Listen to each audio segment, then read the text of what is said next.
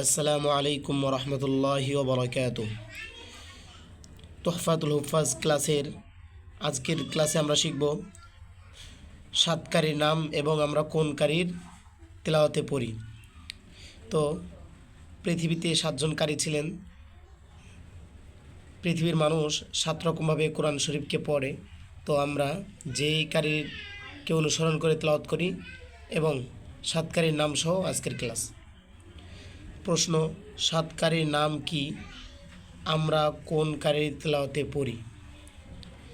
উত্তর, সাতকারীর নাম হলো এই যে এখানে নিচে দেওয়া আছে।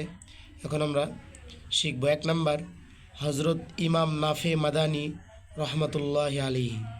২ নাম্বার, হজরত ইমাম ইবনে কাসির মাক্কি রহমতুল্লাহ আলাইহি। ৩ নাম্বার, হজরত ইমাম আবু আমর বাসরি রহমতুল্লাহ আলাইহি।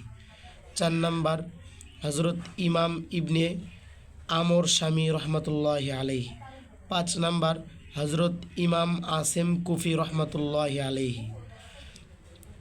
৬ নাম্বার, হজরত ইমাম হামজা কুফি রহমতুল্লাহ আলাইহি। ৭ নাম্বার, হজরত ইমাম ইসাই কুফি রহমতুল্লাহ আলাইহি। এই যে সাতকারী, এই সাতকারী তেলাওয়াতে পৃথিবীর মানুষ কোরআনে কারিম তেলাওয়াত করে। তো নিচে দেখেন, আমরা যে কেরাতে পড়ি তা হলো, মানে আমরা যে কারীকে অনুসরণ করি, যে কারীর তরজে যে কারীর সিস্টেমে আমরা আর কি তেলাওয়াত করি তা হলো হজরত ইমাম আসেম কুফি রহমতুল্লাহ আলাইহি।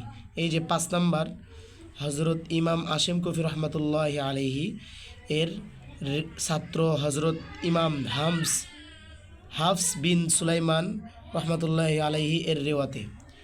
তো আজকের ক্লাসে আমরা শিখলাম সাতকারী নাম এবং আমরা কোন কারীর তরজে পড়ি, কোন কারীর সিস্টেমে আমরা কোরআনে কারিম তেলাওয়াত করি। সকলেই আমাদের তোহফাতুল হুফাজ ক্লাসটি সাবস্ক্রাইব করে রাখবেন, ইনশাআল্লাহ ফায়দা হবে। আসসালামু আলাইকুম ওয়া রাহমাতুল্লাহ।